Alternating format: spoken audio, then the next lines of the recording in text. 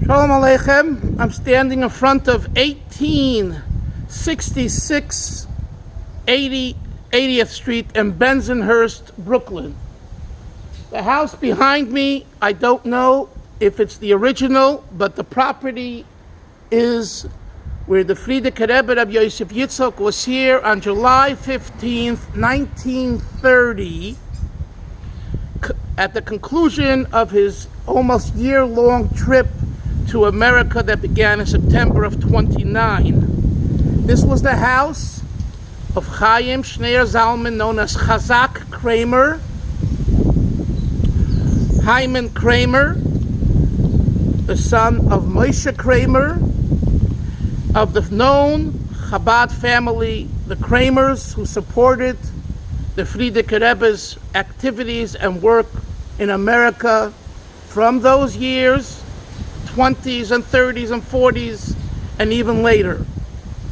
There's a video clip that Jem put out, and this is the actual property where the clip is from the inside of the house. Again, if it's this original building, I don't know, but the property is 1866 80th Street. And on that clip, we see a little boy, Michael Kramer, known later to be Milton Kramer. He was 10 years old. He was born in 1920, I believe, and this was 1930.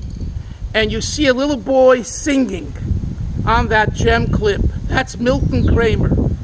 I had the good fortune of speaking with him in conjunction with one of my books, The Rabbi and Rebbe, and Rabbi Soloveitchik and the Rebbe, and he wanted me to come to his shul on Long Island and do a presentation. So we were talking about it. The Kramers were fundamental in making Lubavitch, Chabad Lubavitch, a reality in America, not just from 1940 and on, but from earlier. They laid the groundwork to make it possible for the Rebbe and his people, Rabbis Jacobson and Simpson and Lokshin, Rifkin, and everyone else who was here, to open a Agudas Chasidei Chabad office and to begin planting the seeds in 1929-30 for the Rebbe's ultimate, the Frierdiker Rebbe's ultimate arrival in 1940. On that video, you see different Hasidim, and it could be that even Rabbi Yitzchak Horowitz, Rabbi the Masmid, was here as well at another time. I know that he was in one of the Kramers' houses. I'm not sure if it was this location.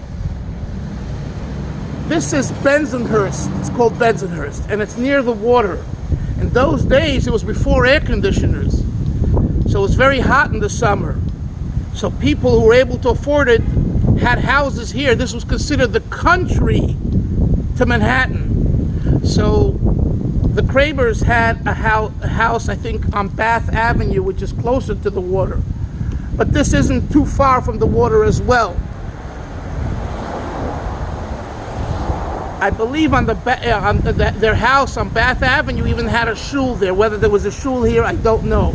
Because right a few blocks away on Bay Parkway, Rabbi Kazarnovsky, Rabbi Shlomo Aron Kazarnovsky, another one of the Frierdiker Rebbe's people here in America in the mid-20s, who you could see also on the video in 49 when the previous Rebbe is signing the papers to become a citizen, an American citizen.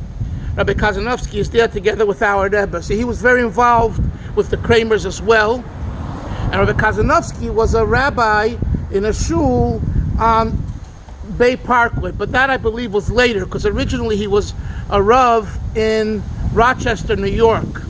So I'm not sure if he was already the Rav on Bay Parkway in 1929, 1930. But regardless, this facility has a lot of holiness here. That the Rebbe came here and he began planting the seeds for Lubavitch.